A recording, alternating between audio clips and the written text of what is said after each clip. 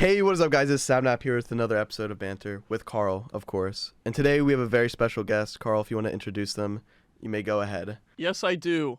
I'm going to look up. Josh Peck is an American actor, comedian, and YouTuber. Oh my God. I'm just reading off the Wikipedia. Welcome, Josh Peck. Thank you so much for being here. Oh my gosh, what an honor, and I'm so glad that you stopped it there.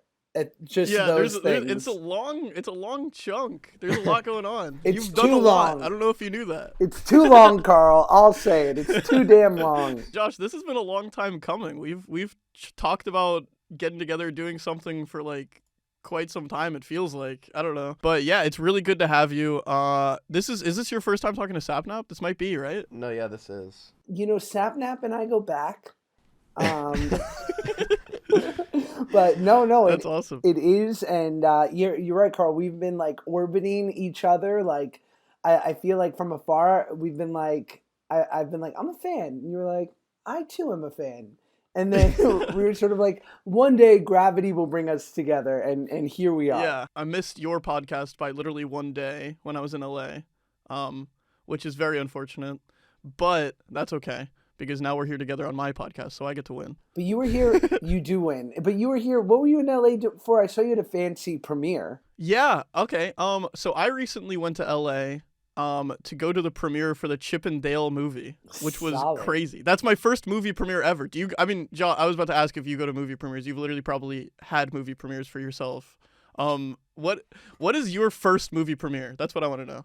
Oh, that's a great question. I think, well, I did a movie when I was 12 called Snow Day, which was a Nickelodeon movie that Really? Karl, if you haven't seen it, treat yourself, because it's quite the ride. I'm looking at the cover art. It's crazy. I'm looking at it right now, too. Just awesome. What the heck? Yeah, so you went to that premiere. What did you think? I remember it was at Paramount Studios. Okay, let me walk you through the week, because it was pretty darn please great. do.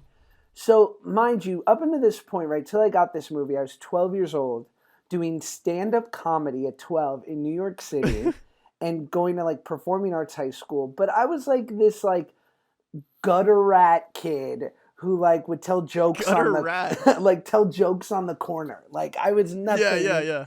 So, I get this movie. I'll never forget. I would audition at Nickelodeon all the time because, like, it was my dream to be on it. And Yeah. I'd audition for little commercials and TV shows, and I auditioned for this movie, and I remember it was Friday night, and my mom gets a call from my agent, and my mom goes, "He got it?" And I look up on my plate of chicken tenders, I'm like, I go, "Got what, Mom?" That is awesome. And what the heck? And my agent goes, "He got the movie, like, I hope you guys have passports because you're going to Canada in 5 days to shoot this movie for 4 months." And Oh my God. my mom was like, "We don't have passports, like, because we don't need passports to go to New Jersey where we like to vacation." And so That's awesome. yeah, we went to Canada. I do this movie for 4 months. We stayed at a Sheraton. I couldn't believe it. I was like, wow, I can't believe I have my own room with pay-per-view movies and the whole thing and room service. And So long story short, a year later, it's the premiere. They fly all of us to California. I've never been. We spend a week at the Four Seasons Hotel in Oh, yeah. This is literally. I love that you remember all of the hotels to the T. You know exactly. I couldn't tell you what hotel I was at last week, dude. I have no idea. It's just because. That's so funny. And especially, like, that's like, Home Alone, like staying at the Plaza, right? So like a kid like me at that time, like, I remember they were like, you have a, what was it called? What are they, when they take like your credit card when you get incidentals, right? Like they were like, you have, we'll take care of incidentals. I was like, what does that mean? They're like, you can order as much room service as you want and Nickelodeon will pay for it. I was like, you guys want to. And how you were 12, you said? I was like, you guys are trying to keep me fat, and I don't blame you. That is dangerous, dude. That is dangerous. What the heck? A 12-year-old with nonstop room service? So I was just like crushing Belgian waffles, and then went to this premiere, which was at the Paramount Studios lot, which is like of all the lots in LA, it's the most sort of picturesque Hollywoody. So long story short, that was it was like the perfect Hollywood experience for my first one. That is so cool. That is awesome. What is that like being like a kid and having to like, because surely you were like in school and stuff, and then for that 4 months just focusing on a movie. I'm sure like, how do you do school and movie and like balance all that when you're like 12 years old or whatever? So I was going to performing arts high school in New York where a lot of the kids were either on Broadway or doing TV shows. So it wasn't odd for kids to leave to work. So in that way, I was lucky because when I got to do this movie, they were like, so 3 hours a day, you are going to meet with a tutor and they are going to help you with your schoolwork for that week. And so yeah, so luckily my school was really cool with like sending all the work for that week to this tutor. And then basically when you have one-on-one teaching, you can kind of accomplish what you would do in an 8-hour day in 3 hours if you Yeah, actually you can like, really, you can just like ham it out. I guess I have another question after that. Like, how do you? Because like, it sounds like your school experience is very different than mine. You said you went to like the school where that's very uncommon. Like, I went to just some, I don't know, random public high school that was just like the closest one to my house, for example. Like, Sure. how do you just get into a, like? Do you purposefully go into a school like that? Like, how did you decide that you were gonna go to a school like that? I remember I went to I was going to like a normal elementary school and I graduated from there and I was all set to go to like the middle school in my district. There was my mom like 10 days before the school year started was like, "Hey, you love acting and you've been doing like stand-up comedy. Randomly we sneak you into stand-up comedy clubs at 11 o'clock at night and you go up and do like 5 minutes with your super high voice. Like maybe you would like this school because basically for the first half of the day you do like typical academics and then for the second half of the day you either do drama or vocal or dance or instruments and I auditioned and I got in and it basically was like, yeah, I mean I feel like every sort of city has their performing arts high school and I was just lucky to get into this one. Wait, what city are you originally from? New York. Oh, really? That's so funny. Yeah, I was born in the Bronx. Really? I was a little. I lived upstate though, but yeah. I'm from New York. Yeah. And then how did you make it down? Because you live in North Carolina now, or no? Yeah, I've been all over the place. I went to high school in Charleston, South Carolina. Is it beautiful there? I've only heard good things.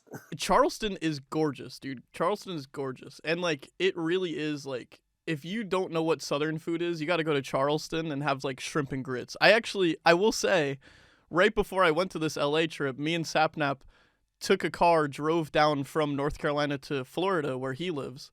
And I forced us to stop at Charleston because I was like, we need to have shrimp and grits before we make our way all the way down. So I got Sapnap to finally eat like shrimp and grits, which was like my favorite meal of all time when I was in high school. And what did you think, Sapnap? Be honest. It was delicious. You saw me. I had scarfed the whole thing down before anyone was halfway done. It was just in my stomach instantly. It was awesome. Have you had shrimp and grits? I don't know if I ever have officially had like proper shrimp and grits, but I got to tell you, your guys' idea of a road trip sounds like a joy for me. Like you are really, yeah. You guys are going to Charleston. Like you're going to cute areas for good food. It's like normally like people like your guys' age be like, we're going to Myrtle Beach. And we're gonna freaking rage. Like and you're Not like, Myrtle Beach, we're gonna no go. shot. We're gonna eat shrimp and grits and then go to a really charming antique store. That's the best. Like I feel like I'm such like a food person. Like I would much rather like when people go on a road trip, like you said, like they want to go out and like go to parties and stuff. I just want to go down and eat the best food at each state and each city that we pass by. I will say we literally detoured the trip 2.5 hours to be able to go to Charleston. Like Charleston wasn't directly on the way. We actually stopped there just so I could show them shrimp and grits. That's how like obsessed I was with it. But let me tell you, dude, you would not have liked to be on that road trip. No. And I'll explain why, okay? Oh, yes. I won't explain the reasoning for it. I can tell you later, Josh, but we were in a Tesla Model X for the car trip. And something we really didn't think through was a Tesla has to stop to charge. Sure. And we had a 9-hour trip that turned into an 11-hour trip because we wanted to stop in Charleston. And then the 11-hour trip, because we had to stop to charge so frequently, turned into a 16-hour trip. Wow. And it was all in one night. We did it all, no stopping. Were you finding superchargers on? You have to do superchargers, right? Because a different charger would take too long. Exactly. Yeah. So we found superchargers along the way, but like when you get to Georgia and stuff, they like, you know, like Georgia just found technology. so there's like there's like 2 superchargers total in Georgia. You know what I mean? So like you had to like save up all your power, get to the other one. It was crazy. It was bonkers. Yeah. Also, Model X's kind of suck, like in terms of like because like they're bigger than like a Model 3 or a Model S. Like they eat up that charge way faster, and you have to stop more, which is annoying. Sapnap, where are you in Florida? I'm in Orlando, but I'm not from Orlando in Florida. I was born in Houston, Texas, and I moved here like last year to live with Dream. Beautiful Orlando, a lot to offer. There was this one steak restaurant that I ate at in Orlando, and I'm like, this is good steak for Orlando.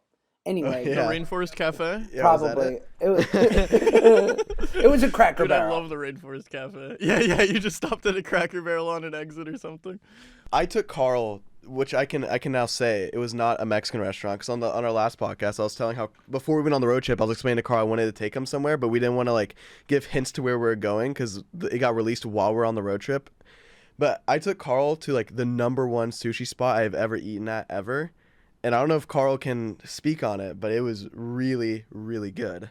Yeah, the sushi was crazy. I will say that. The sushi was definitely crazy. In Orlando? Yeah, in Orlando. That's why I was shocked, because, Orlando, let's be honest. Like, Orlando sushi was never supposed to be good. That was never supposed to be. Yeah, you can't be great at all things.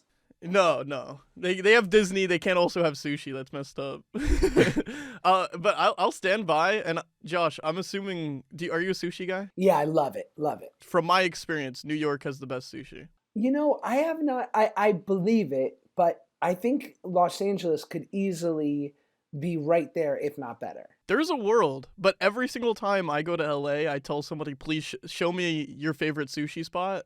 It's never beaten New York for me. I don't know why. I don't know, but I don't. Yeah. What is your like favorite food that you've like ever had, like top food? I love great Italian food. It's a little bougie, like it's way too fancy for a guy like me. But recently, my buddy, have you heard of this restaurant Carbone in New York? Carbone. I definitely have not eaten at it. If I have heard it, what I would say is it's first famous because it is maybe the greatest Italian food I've ever had.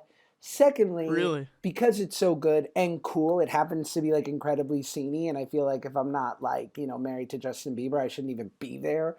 But my buddy randomly was like, I know I've got to connect there. So, if you ever want to go, like it's not a hard reservation to get. And I happen to be in the city. I'm like, let's go. I'd love to try it. Like, we all know I'm a thick boy at heart. And we had a meal like, Carl, you would not believe. It was really good. God, I'd kill right now for some good Italian. I live in North Carolina. There's just about, you know how you said, Orlando can't have everything? I feel like North Carolina just about doesn't have anything in terms of food. I love living here because I get to work with like Mr. Beast and stuff. But wait, did Sapnap just leave? Internet issues are easily the most annoying thing to me ever. 100%. That's the perfect segue. Carl, and Sapnap, have you guys been offered any celebrity boxing matches yet? I will say I definitely have been DM'd with people being like, is this something that you have any interest in, blah, blah, blah. And for me, I'm like, oh, man, definite no. I'm like, I wear multiple layers every single day just so I can look like I weigh a little bit more than I do. Like, definitely not. I've gotten some DMs about the same thing, but I think I'd be interested. I'd fight someone. Sapnap's a little bit more aggro. But if I fought someone, I would like, I don't know. I feel like I would be out for blood. Like I would try and like murder them in the ring. Like, there's no just being friends about it. How about you, Josh? Have you? I would say no. I've never been offered, and I would love to fight Logan or Jake Paul. And no beef. Like I like the guys. Like it would purely solely be for money. Like lots and lots of money. But yeah, no, trust. And the only lots. First of all, oh my God. I'm obviously not famous enough to fight them if like literally Logan's about to fight Mike Tyson. But secondly, what I would say is the two things that are holding me back is I'm too sensitive for all the trash talk, and I don't want to take my shirt off on camera. Yeah, but other than that's that, the biggest one for me. That's the biggest one for me. I don't want to take my shirt off on camera. That's so terrifying. I'll say this, dude. I've met both of them. I guess recently. Jake a little bit more recently than Logan, and just through like Mr. Beast videos and stuff like that. And they are both sweet in person, but so ripped, dude. I don't know how much it would cost. A lot of money for me to just, because it's me just getting beat up by them in a ring. Like, that's what it would be. They are jacked. It is crazy. Oh, that's that Ohio strength. Like, there should be like a bumper sticker on the back of both of their, like a tramp stamp, like on their lower backs. It says like "Built Ohio Tough." No, is Ohio it's true. It's true. Wait, our friend Foolish is from Ohio, and he's like ripped too. Like, it must be an Ohio thing. They feed them just like steroids over there. That's what they eat for breakfast, lunch, and dinner. Whole milk. I think whole it's milk. Because, yeah, I think it's because Ohio's so bad of a state that they can't help but do anything except for that's all they have to do. Ohio's got some winning things about it. Come on, You've been say that. You've been to Cedar Point? Do you know what that is? I knew he was gonna say Cedar Point. That's the thing. That is the thing. Anytime anybody's like, "No, Ohio's not bad," they bring up Cedar Point. Actually, I have not been to Cedar Point. It's a good time. There was a point in time where I genuinely would think less of somebody if they said they were from Ohio.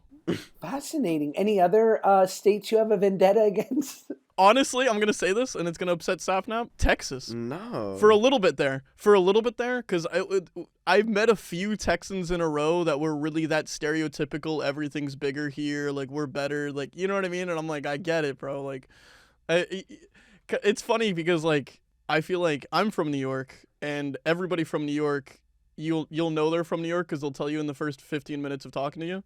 But Texas is the same way, but it pisses me off when Texas does it. You know what I mean?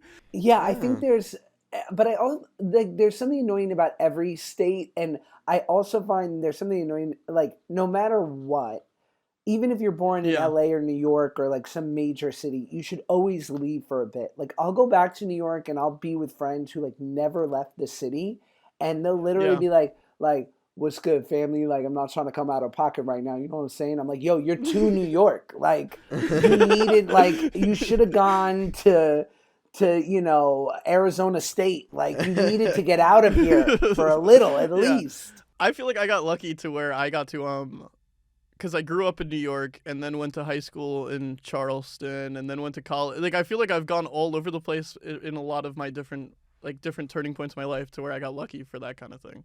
But yeah, I agree. I think anybody that lives in the same spot for too long, it ends up rotting their brain. Yeah, I can see that. You guys have it beat too. Like, you guys are so smart, and I say that specifically about you, Karl, and you, Sapnap, because, like, listen, we can't all be as rich as Sapnap. Yeah, it's true. Yeah, not everyone can have this kind of money. It's crazy. It's overwhelming. But you guys are successful in crushing it in not a major city, and yet able to have the impact that you would still have in LA or New York. So, like, to be, like, well off in an area where real estate prices aren't historically through the roof, like, I imagine, like, if I had family in, I don't know, Scottsdale, or, like, where's another fun place to live? St. Louis? Like, I would be like, and I could just make that my home base. That would be incredible. Yeah, no kidding. My problem with it, though, is I really genuinely miss living in a city, though. Like, I really love living in a city. I love the time I've spent in Seattle. I really love Seattle. That's, like, one of the cities I've never lived in that I really want to. You know what I mean? So, like, that's the problem that I have is I feel like at my core, I just enjoy living in a city much more than living in, like, the suburbs. You know what's weird about that is I lived in Houston my whole life, and that's the fourth largest city in the U.S., but it didn't really feel like a city. And, like, when I went to London to visit George, that felt like a city to me. Like, I don't know, like, we walked places everywhere and stuff like that. And I feel like I want to live in a city. I've never lived in a quote-unquote, like, city. I feel like I want to experience that next. We should do, like, a real world, like, but it just the three of us in a major city, and I'm, like, ushering you guys around, like the older brother. That sounds like a plan to me. That sounds like a plan. So, Josh, I want to know what you've been up to as of late. You've been all over the place. You've been Turner and Hooch. Hooch, did I say right? Don't mess me up. Turner and Is it Hooch, bad? yes. Well done. Okay, thank God. Holy cow. Yes. I've read it so many times and I've never said it out loud, so I was like, oh God. Yeah, you were on Turner and Hooch. How was that? It was good times. It was on Disney Plus. It was so fun. It's very canceled, but it was a great show for one season. It's very canceled. Oh God. But canceled in a not continuing on way. Yeah, we just only did one season, but it was fabulous, and I got to play like the original Turner and Hooch was a movie from the '80s with Tom Hanks, and so I got to play streaming's 2021's Tom Hanks. So I'm So you're officially, what you're going to go on a limb and say is that you're better than Tom Hanks. Yeah, I can see that. You know what, guys? It's not a limb, okay? All right, perfect. We have a title. Perfect. Just what we needed. This is why you guys are as good as you are. We got him. All right, we can end. I mean, it was funny because I met Tom Hanks randomly at this birthday party like years back, and he was as wonderful and charming as you can imagine. And now that I'm sure he was aware of the show in some respect, even though I'm pretty sure he didn't really want anything to do with it, and who could blame him? But I wonder, I wonder, and this is total wishful thinking, but if somehow I was lucky enough to be in a movie with him one day, I wonder if he'd be like, "Hey, saw that thing you did, trying to be me, huh?" Like, yeah. He would definitely. So you bumping into a party is not enough. You need more Tom Hanks. I need plenty of Tom Hanks in my life, but I'm sure there would be some gentle ribbing. Who doesn't need more Tom Hanks? I feel like this brings up a good question to me. Is you have been in the limelight, obviously, since your massive hit Snow Day. Just like the and I feel like since then you kind of have just been in the limelight for quite some time. What is like a celebrity that you haven't met that you really want to meet? Oh God. I mean, I guess for, as a present for the listeners, I will say Oprah. Because I'm sure there are a couple Drake and Josh fans. Wait, you've never met Oprah? No, I mean, not really. I've only met her body double that I hit with a car on Drake and Josh. But that is crazy that that's such a thing from Drake and Josh, and you've never ended up meeting Oprah. I wonder if Oprah has like a niece or like a friend's child who've been like, "Are you okay?" And she says, "Why?" And they go, "Well, Josh Nichols hit you with his car. Like, I just want to make sure you like I wonder if she has any awareness of how much we were obsessed with her on the show." That is so funny. She has to have, right?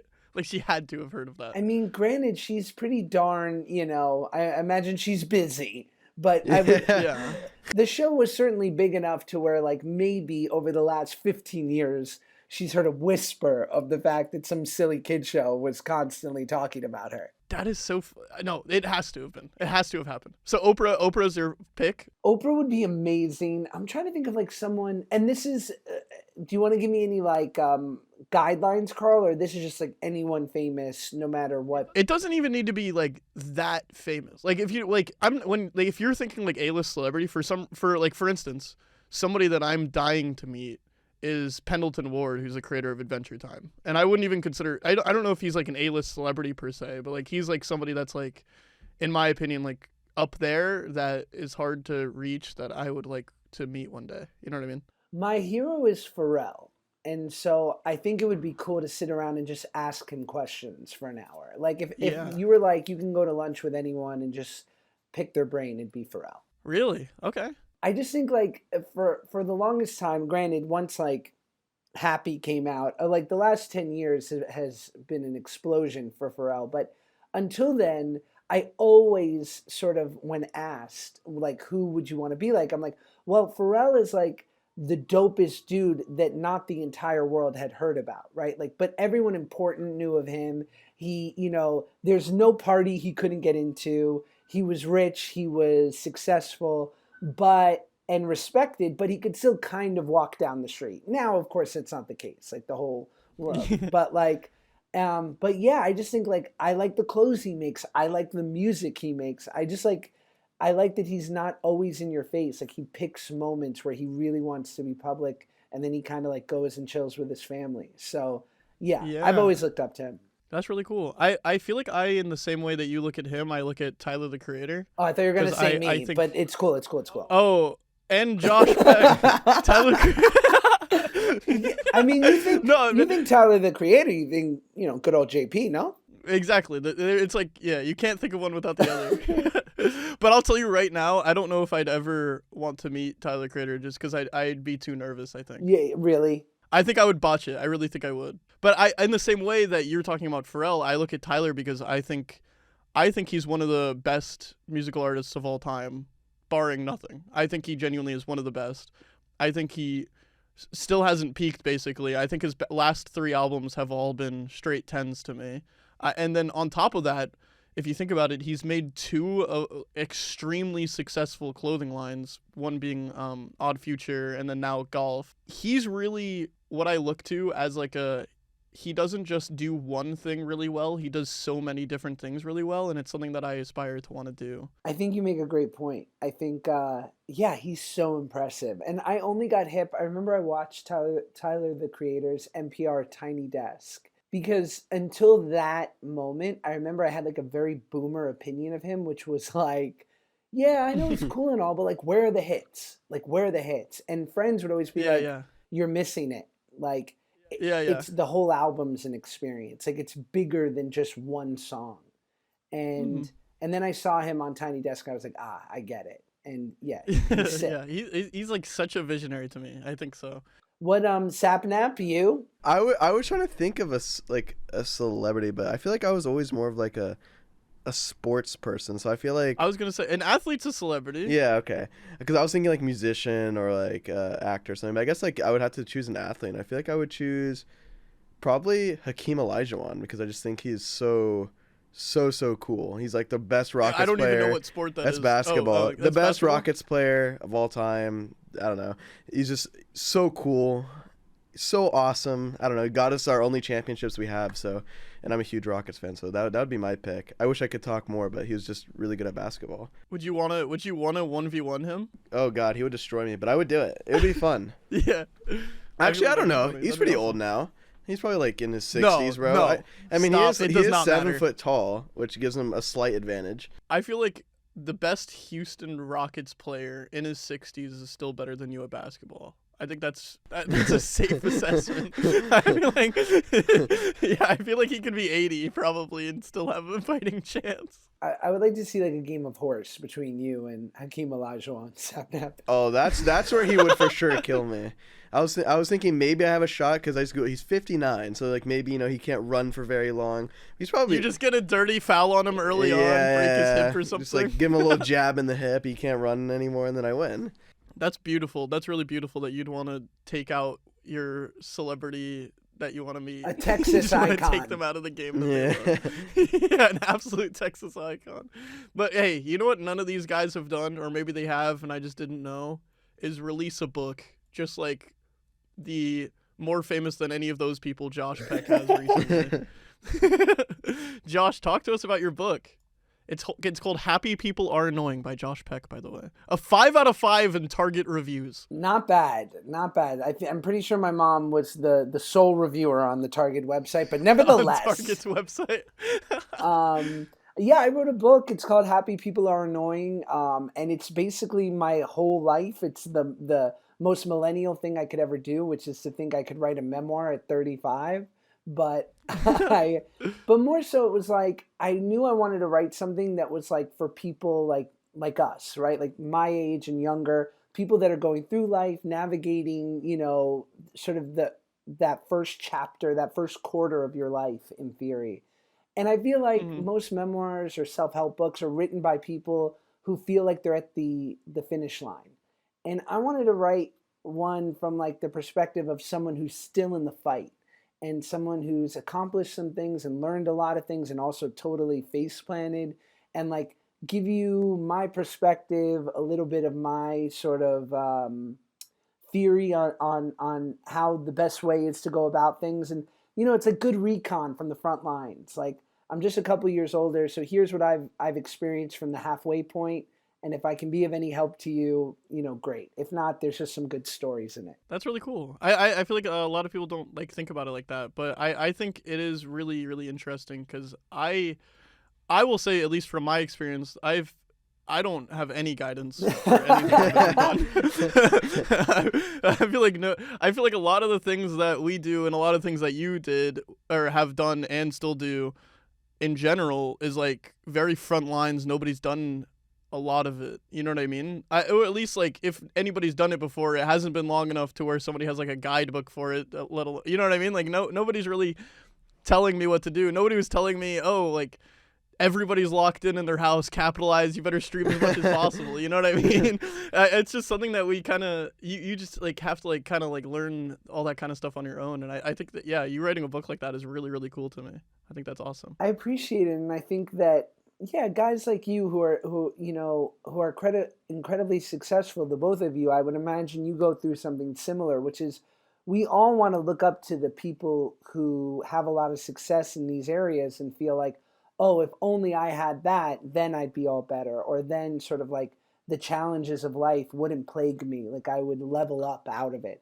But the reality is even with all those blessings and wonderful accomplishments, like you're still navigating all that stuff. And I was like, well, if someone who's going through something was watching me when I was 21 and I know personally what I was going through, and they were like, really? You were insecure? I just thought you were locked in a treehouse with no doors.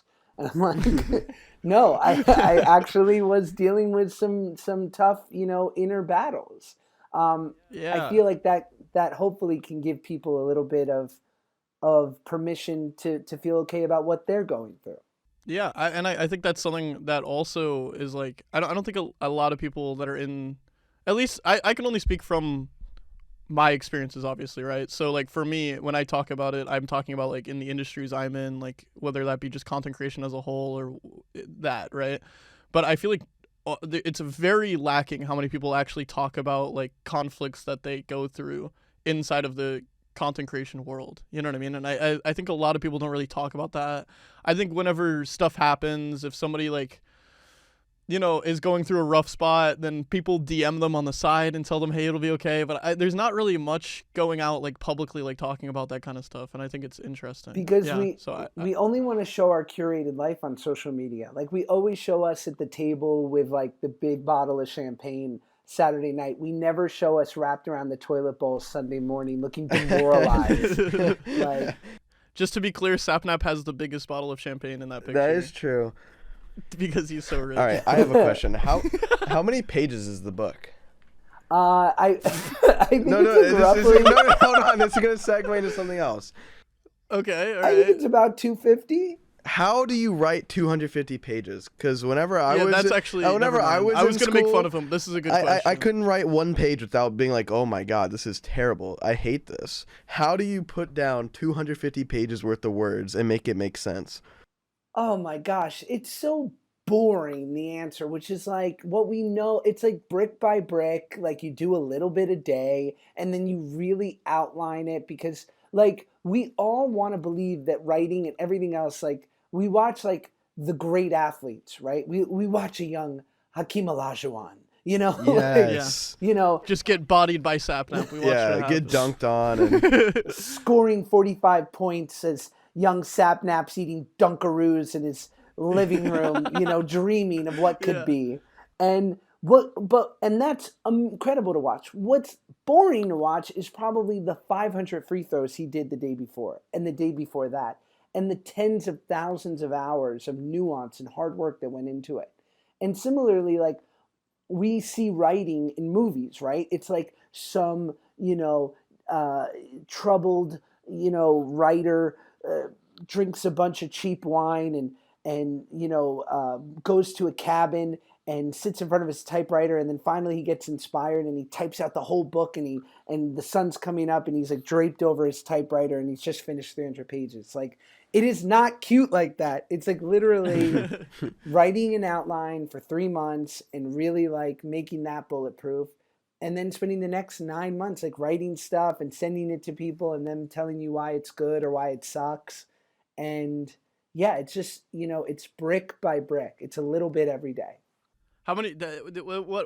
What was your reaction if somebody ever like? Did you have somebody just be like, "No, that sucks. You need to restart"? Yeah, I had a book advisor who straight up was like, yeah, there were moments where he'd be like, there was one chapter he said start the whole thing over, and I was like, but it's 25 pages.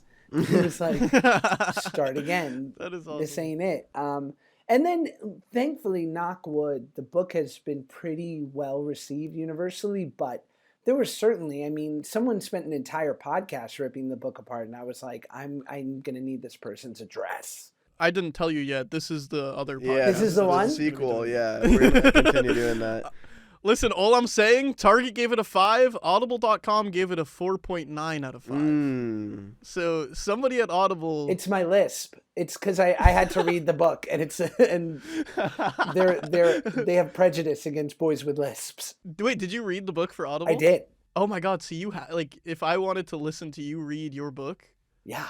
I think that's going to have to be the move. I'm bad at actually reading books. I like listening to, like, audiobooks. Really? Are you a big Audible guy? Yeah, I think if I were to read a book, I would just listen to it instead. Because I'm such like I know I'm saying this on a podcast, but I've been listening to like about 7 podcasts a week since middle school. Like I have always listened to podcasts. Like it's always what I've been about. So like it feels just more at home. Also, I just hate reading, which is ironic because I really like writing. Like I like writing, but what I can't comprehend for you writing a book is making it neat and organized, because I feel like my favorite writing style is something that I learned when I was watching a documentary about Tim Schafer. I don't know if you know who Tim Schafer is. Mm-mm. He's like a game. He writes games. He wrote Psychonauts. He did Brutal Legend and like stuff like that. And he's like, in my opinion, his games are the funniest games that's ever been made. So I was always curious like how he did it. And he has a style where he just writes and he doesn't stop writing. Like he like has notebooks upon notebooks of just gibberish. Like, and sometimes like if he can't think of anything to write, he'll write, I can't think of anything. What's going on? I literally can't think of anything. You know what I mean? Sure. Until like it'll like keep sparking his brain. And like during the documentary, he was like showing there was about 15 notebooks side by side, and he's like, little bits and pieces in there is what made Psychonauts. And I was like, that is so inspiring. That is really cool. And I gave it a shot, and I that's where I write. That is how I write. I can only do free flow writing. I don't know how to do it any other way. Yeah, there's a famous book for artists called The Artist's Way, and I say that only because I haven't actually read it. But what I've heard, and it's basically about honoring that creative part of you, right? Because there's so much of that negative self-talk and self-critique, and I'll never finish it, or what I'm doing is not good enough. And it talks about these things that are called morning pages, which is like literally whatever that, in quotes, writer's block is, or whatever that like self-critical, like get that out in 2 or 3 pages every morning of just like, maybe inspiration hits you the moment you get up, or maybe you're just like, today's going to be a crap day and here's another crap pages. And what's new? Negative Nancy over here starting the day off on a on a real win. But it's helpful to get all that out, and it kind of makes room for the good stuff. Yeah, that's awesome. Yeah, baby. That's really. We're staying inspired really cool. Maybe over I should here. give that a shot. I read your guys' book. Maybe That's it. I'm gonna start a book. Can I read your guys' audiobook? I'm great at it. If I write a book, I wouldn't want anybody else to do the audio. It has to be Josh Peck. I have dibs. I'm gonna do it with a voice, so I'm gonna be like, "And a life, Carl's life." Read by Josh Peck. That's awesome. That is awesome. What on earth? It started in the Bronx. This is my question I ask every single person that comes on the podcast. A, do you believe in ghosts or not, and why? And then B, do you have a ghost story? Because I always find ghost stories so fascinating. I could listen to an hour long of someone telling a ghost story. I hate to disappoint you, but I don't have a good ghost story, because as a child, when I was afraid of ghosts, when it would be appropriate to be afraid of things that don't exist, there was a surrogate grandmother of mine, a woman named Edna, who took care of me my whole life, my mom's best friend, and was like one of the great people in my life. And I remember being afraid of of some sort of paranormal activity in my room at 8 years old. And I voiced it to Edna. And Edna turned to me and said, baby, you better be worried of people that are on Earth. And I was like, good point, Edna. And from then on, I was like, I'm more scared of people who are living. Yeah. That's fair. It is fair. Like I don't believe in ghosts either, but I don't know. I just love like ghost stories. I just like creepy stories. I don't know why. Like I remember one of the times I went to Carl's, we sat in his upstairs and watched like creepypasta YouTube things for like hours on end. And I just think they're so cool. We literally just sat there on the couch just watching them. Some of them were so like I like creepypastas. Do you know what we're talking about when we say creepypastas? No. It's just straight up just like horror stories that are narrated by like a narrator like with a deep voice. It's like and it's like he's just telling a horror story and then kind of having like some animation on the screen, some 2D animation just portraying the story. That's fun. And I'll tell you, it is fun no matter what, and let me explain why, okay? Yes. Because either you're going to get a good horror story that you're like, yeah, that was actually fun, that was fascinating, or it's trash and it's really funny. So it's one of the two that you're going to get every single time. And let me tell you this, Josh, because you second-handedly made me extremely scared as a kid, talking about horror stories. You were in a movie named Max Keeble's Big Move. I don't know if you know where I'm going with this. I don't, but I'm ready. Max Keeble's Big Move. It came out. When did that come out? 2001. Okay. I was a kid, like young kid. There was a scene in it that had this massive frog that just walked around. That is the most terrifying thing that's ever existed. And I had to watch it because I was a fan of you, of course, and I watched a lot of stuff that you were in. I'd only been in Snow Day at that point. I definitely did not watch it in 2001. I was 3 years old in 2001. Wow, I'm talking about like yeah, no, I didn't want to add my age to it, but yeah, I was 3 in 2001. So most of the movies and stuff that I watched as a kid was like, oh, we had it in VHS form. My sister's a few years older than me, so I just kind of like ended up watching it, right? So yeah, Max Keeble's Big Move. If anybody has never watched that movie, just look up Max Keeble's Big Move Frog, and that thing was an absolute nightmare to me. Like a genuine nightmare to me as a kid. And I was always so scared of that part. I don't know why. I feel so bad. Do you know what I'm talking about? No. I remember that, and I remember there being a scary ass frog. But this leads me to my next question because it correlates with my answer about ghosts. Is do you guys believe in an afterlife? Oh, snap. Well, you go first. What do you think? Well, it has to do with the ghost thing, which is that like I don't think there can be ghosts because I don't think there's any version of an afterlife. Like, I believe in the law of energy, that it can neither be created or destroyed. So, like, we're just walking balls of energy who, when we expire, we just become energy for worms. And then they basically, help create new things. Worst case scenario, we're helping out a ton of worms. Yeah. I don't mind that. That's pretty good. Best case. I feel like personally for me, I just think I get so freaked out thinking about that kind of stuff that I just don't think about it and then I just move on. That's like me with taxes. That's why I don't pay taxes. Yeah, no, exactly. Too scary, no thanks. Sapnap, you? I'm kind of in the same boat with Carl that like I don't want to think about it. It's very scary, and that stuff freaks me out. I don't know. You just pretend that it doesn't matter, even though it I guess it doesn't. Like what's gonna happen is gonna happen, and you can't do anything about it. Yeah, I guess at the end of the day, my thought process is no matter what, like if there's an afterlife or not, me believing that there isn't gonna change that, right? Or me like thinking about it anymore isn't gonna make there be more or less of an afterlife. You know what I mean? Like if it was gonna happen, it's gonna happen, right? So I just don't think about it too much, if I'm being completely honest. That's cool, guys. When you get to my age, it's fascinating, dude. When people are like in their 50s or 60s and they're like, yeah, we're just like in the market for some good plots. I'm like, plots of what? They're like, like just want to make sure we can all be buried together. I'm like, oh my god! I mean, people will get like really hyped. They'll be like, we got really good placement at the cemetery and. Dang, that makes me think I want to get like a good spot. Yeah, exactly. Like we're overlooking the freeway. It's super peaceful. Yeah. We should buy it now, like while there's still space.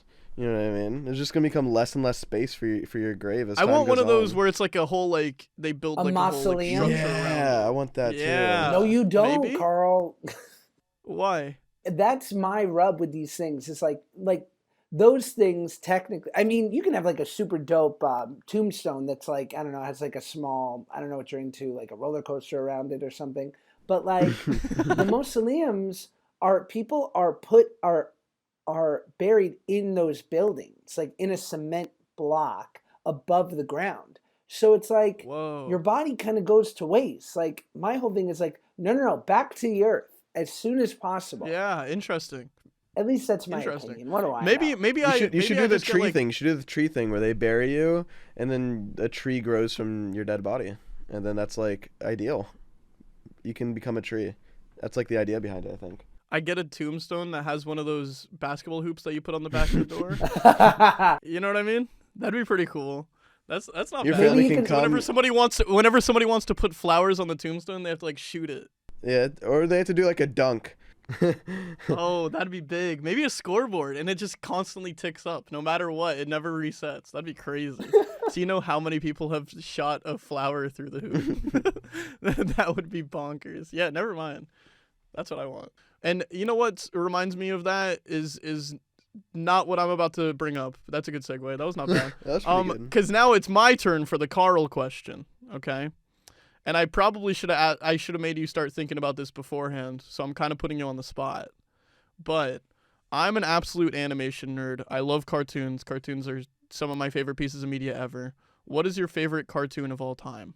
And when I say that, that could be a show, movie, and that doesn't need to be Western animation. It could be anime if you prefer anime, whatever you think. It's just animation, period. Well, I have like, oh, man, I have a bit of like a multi-tiered answer to that. Like, go for it. You're good.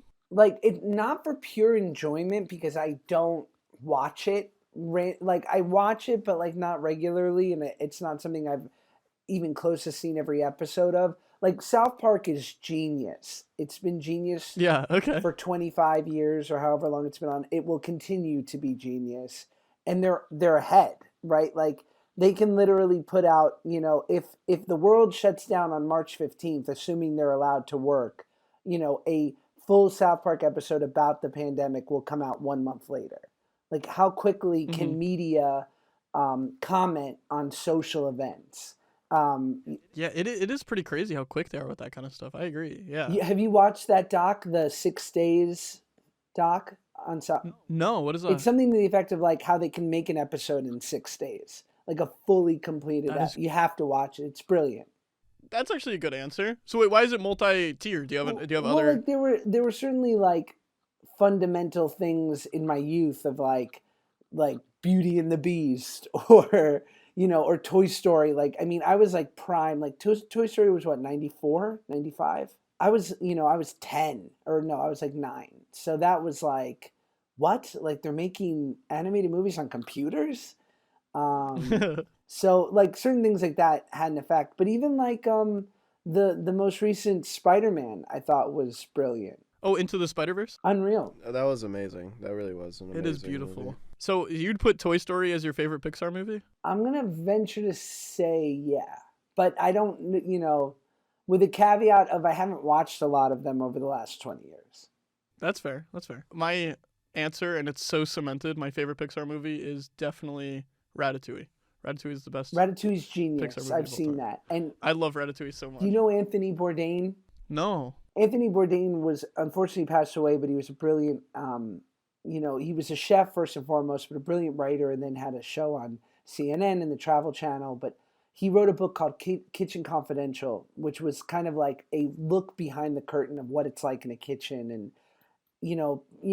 just restaurant culture and how it can be really wild and drinks and drugs and sex and all this stuff.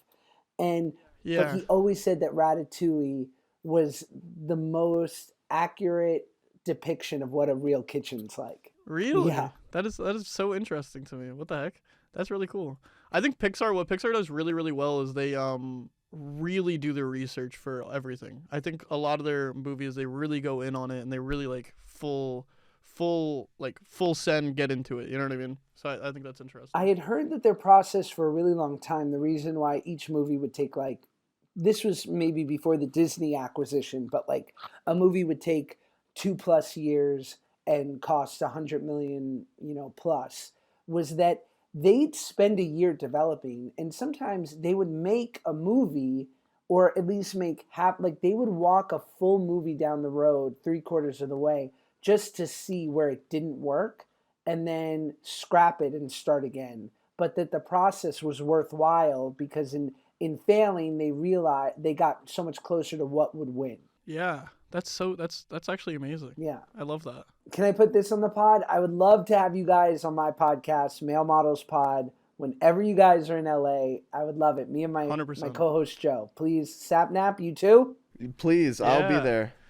Sapnap's never been to LA before. I have never been to LA. Needs... I need to lose my LA virginity card, so. Well, we've never had a male model on from Orlando. Yeah, with big muscles and lots of money. That's funny that you say that, because since we're nearing the end of the episode, we have to talk about a reviewer of Apple Podcasts. If you want a chance to get shout out, you can review us on either Spotify or Apple Podcasts, like Allegrator did on Apple Podcasts with 5 stars. Says, "Hi guys, love the pod. I love the episodes where it's just Karl and Sapnap, but also love the guests.